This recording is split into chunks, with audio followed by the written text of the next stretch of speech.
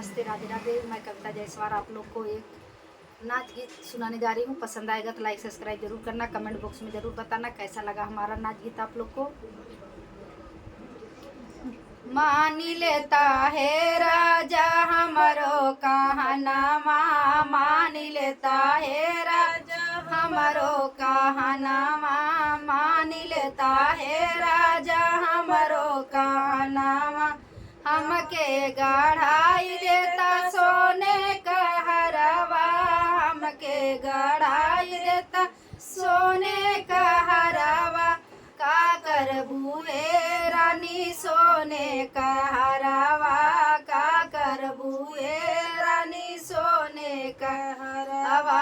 हम तो हार रानी सोरहो सिंगरवा, हम तो हार रानी सोरहो सिंगरवा। नाही जमन राजा हमरो कहनामा, तू ही ना मन राजा हमरो कहनामा।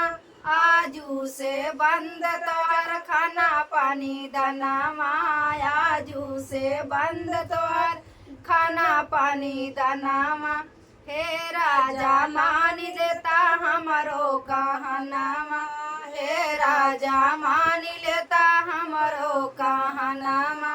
लाई देता राजा हो ललकी चुनरिया, लाई देता राजा हो ललकी चुनरिया। का करबू हे धन ललकी चुनरिया, का करबू हे धन ललकी चुनरिया। हम तो हार भाई सोरहो सिंगरवा, हम तो तुहार है सोलहो सिंगरवा। नाम मनवा हे राजा हमरो कहनामा, नाम मनवा हे राजा हमरो कहनामा।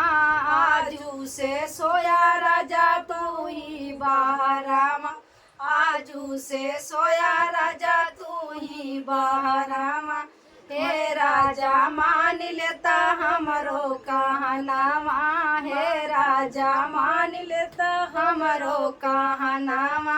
हमके गढ़ाई देता पैर का पौजनिया, हमके गढ़ाई देता पैर का पौजनिया।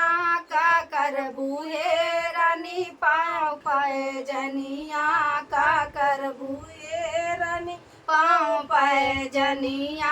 हम तो तुहार है सोलहो सिंगरवा, हम तो तुहार है सोलहो सिंगरवा।